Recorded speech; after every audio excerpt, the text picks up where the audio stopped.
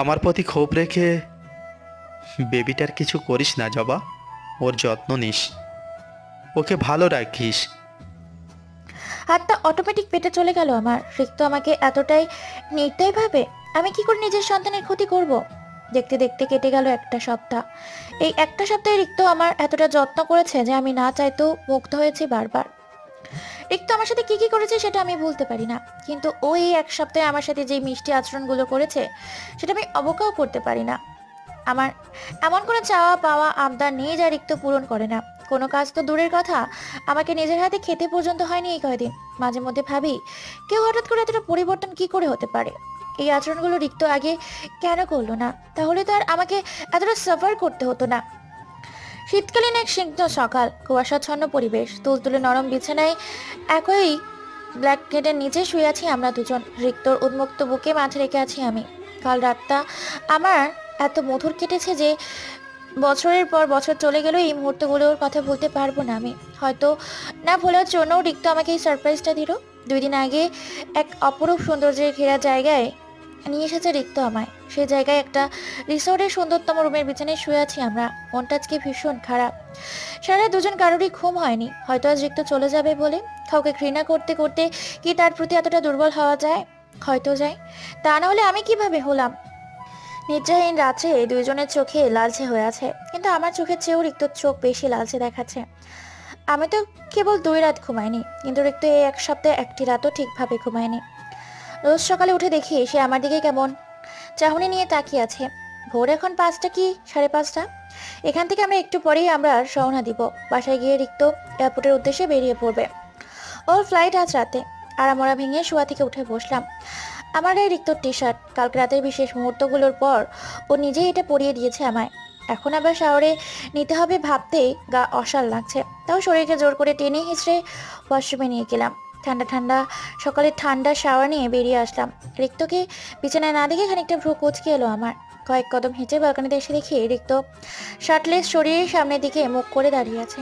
তার এক হাতে প্যান্টের পকেটে, অপর হাতে সিগারেট। ভীষণ আশ্চর্য হলাম। এর কি শীত টিত লাগে না নাকি বাবা? এই ঠান্ডায় খালি গায়ে এখানে দাঁড়িয়ে কি করছে? সিগারেট খেতে দেখে এবার আমার মেজাজটা খারাপই হয়ে গেল। রেগে মেগে ওর পেছনে দাঁড়িয়ে এক ঝটকায় সিগারেটটা হাতে নিয়ে নিলাম। সাথে সাথে রিক্ত পিছনে ঘুরে আমার দিকে তাকালো। সিগারেটটা সামনে তুলে রাগি সুরে বললাম, এটা আর কতদিন চলবে? রিক্ত কিঞ্চিত হাসলো। যতদিন চালাতে পারি। মানে তুই এটা আর ছাড়বি না? রিক্ত ঠোঁট কামড়ে হেসে আমার আরেকটু কাছাকাছি আসলো। কানের কাছে মুখ নিয়ে লো ভয়েসে বলল, কেউ তো কখনো ছাড়তে বলেনি, তাহলে ছাড়বো কেন? আশ্চর্য, কারো বললে কেন তোর ছাড়তে হবে? এটা স্বাস্থ্যের জন্য ঠিক না, তুই জানিস না? সে অবাক হবার ভান ধরে বলল, আমার স্বাস্থ্যের খেয়ালও রাখিস তুই? বাহ। বোকা বনে গেলাম। রিক্ত মিটি হাসছে। রাগ উঠে গেল। আর কিছু বলবোই না। থাক। চলে যেতেই নিচ্ছিলাম, সে পেছন থেকে হাত টেনে ধরলো। রাগ করিস না, আর খাবো না। এমনিতেই তোকে পাওয়ার পর থেকে কমই খাই। মন টন খারাপ থাকলে ওই একটু আধটু। আমি কিচ্ছু বললাম না, চুপচাপ সিগারেটটা ছুঁড়ে বাইরে ফেলে দিলাম। আধা ঘন্টা ধরে রুমের দরজা বন্ধ করে একান্তে বসে আছি। গলা আর চোখের পাপড়ি এখনো ভিজা। রিক্ত চলে গেছে আরো 20 মিনিট আগে। ওর সাথে বাবা, ভাইয়া, ফুপা সবাই গিয়েছে। রিক্ত ফ্লাইটে ওঠার পর চলে আসবে। যাওয়ার আগে রিক্ত আমার সাথে দেখা করেছে। আশ্চর্যের ব্যাপার হলো, আমার পেটে চুমু আর ভালো থাকিস বলা ছাড়া আর একটা কথাও বলেনি। কেন যেন খুব ইচ্ছে করছিল রিক্তকে আটকে রাখি, যেতে না দিই, কিন্তু নিজের ইগোর জন্য পারলাম না। আচ্ছা, আমি কি বেশি বাড়াবাড়ি করছি? যা হয়েছে তা তো হয়েই গেছে। এটা মেনে নিয়ে কি আমাকে সামনে আগানো উচিত? জানি না, কেন যেন কিছুই ভালো লাগছে না। বড্ড ফাঁকা ফাঁকা লাগছে। সময় বহমান, এটা যেমন নদীর স্রোতের মতো বইতে থাকে, আমরাও তো মেনে নিতে থাকি। শুধু আফসোস একটাই, চলে যাবার সময়গুলো আমরা আর ফিরে পাই না। আমার প্রেগনেন্সির সময়গুলো এইভাবে এগোচ্ছে।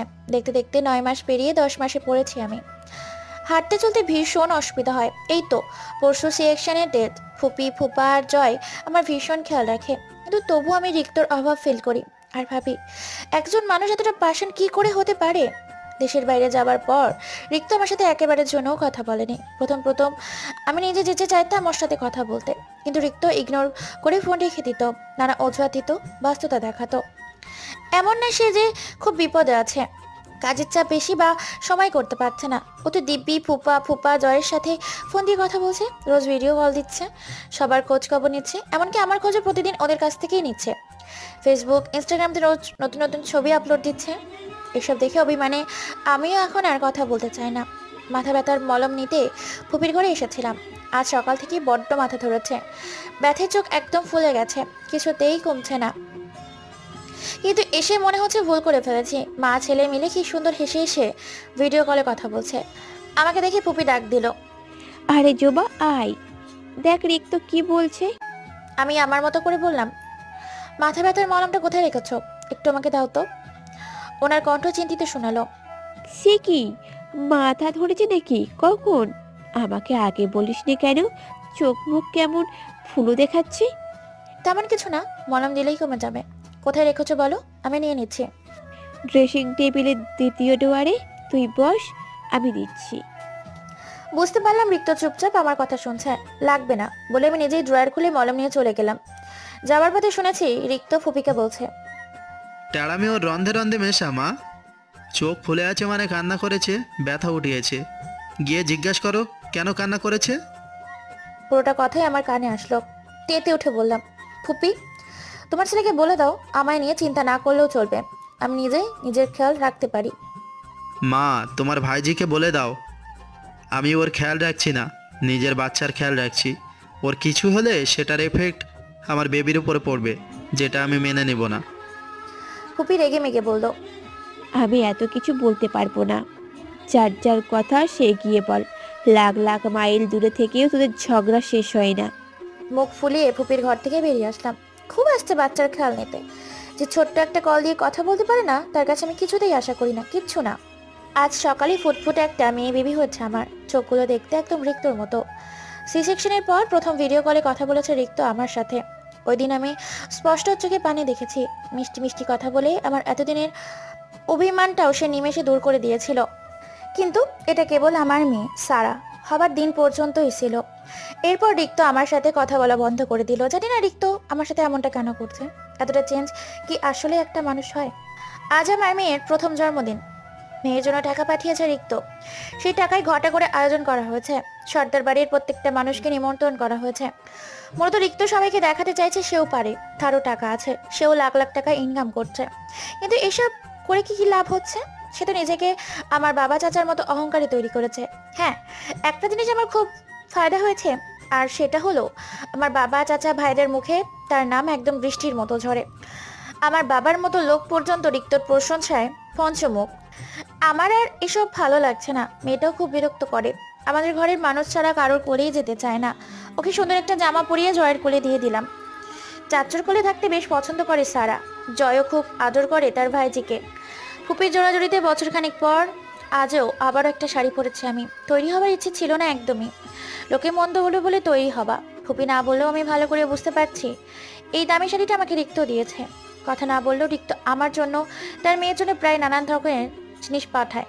সে আমার সাথে একবারও কথা বলে না তা কিন্তু নয়, প্রতিদিনই কল দিয়ে তার মেয়েকে দেখতে চায়। মেয়ের খোঁজ খবর নিয়ে ফোন রেখে দেয়। আমাকে যেন চিনিই না। আগে ক্ষোভে আমিও আর যেচে কিছু বলি না। অনুষ্ঠান শেষ। ক্লান্ত হয়ে মেয়েকে নিয়ে ঘরে এসেছি। পুরোটা অনুষ্ঠানে 1 মিনিটের জন্য কোল থেকে নামাতে পারিনি ওকে। এত এত লাইটিং, হই হুল্লোড়, তাকে নিয়ে মাতামাতি দেখে প্রচন্ড ভীতু হয়ে আছে। মায়ের কোল থেকে একদম এনজয় করেছে। আবার ওর দাদা আর নানা তো নাতনি বলতে পাগল। একটু চোখ কড়া করে তাকালেই ওরা এসে আমাকে ঝাড়তে শুরু করে। কলের আওয়াজে ফোন হাতে নিলাম। রিক্ত হোয়াটসঅ্যাপে ভিডিও কল দিয়েছে। পুরোটা অনুষ্ঠানে জয় ওকে ভিডিও করে পাঠিয়েছে। ভিডিওতে মেয়ের কান্না দেখে ফোনের ওপাশ থেকে আমাকে ধমককে বলেছে, তার মেয়ে কাঁদবে কেন? আমরা এতগুলো মানুষ কি করতে থাকি, কি করি? সামান্য একটা বাচ্চাকে সামলাতে পারি না? কথাগুলো শুনে মাঝে মাঝে এমন রাগ উঠে, নিজে তো দূরে পড়ে আছে, বুঝবি কে? হ্যাঁ, এই বিচ্ছু মেয়ে আমাদের একদম নাকানি চুপানি খাইয়ে মারছে। সারাদিন তো কারো কোলেই যাবে না। আমার জানটা একদম শেষ করে ফেলেছে। মেয়ের জন্য তো দরদ থাকলে নিজে সে সামলাতে পারে না। কল রিসিভ করতেই রিক্তর গলা শোনা গেল। সারা কোথায়? আমার মাথায়। এক চড় দিব, কথা ঠিকভাবে বলতে পারিস না? আমি কিছু না বলে ক্যামেরা ঘুরিয়ে সারাকে দেখাতে লাগলাম। আজ ওর বার্থডে, প্রচুর খেলনা উঠেছে। ওখান থেকে কিছু খেলনা নিয়ে ওকে বিছানার মাঝখানে বসিয়ে রেখেছি। রিক্ত বেশ কিছুক্ষণ মিষ্টি সুরে তার মেয়ের সাথে কথা বললো। মেয়েটাও চোখ গোল গোল করে তার বাবার সাথেও কথা বললো। আদো আদো বলিতে বাবা মা দুজনকেই ডাকতে পারে সারা। মেয়ের মুখে বলে শুনে ঠোঁট এলিয়ে হাসলো রিক্ত। আমাকে উদ্দেশ্য করে বলল, ওর গা থেকে ওই বস্তা খোল, শ্বাস নিতে পারছে না মেয়েটা।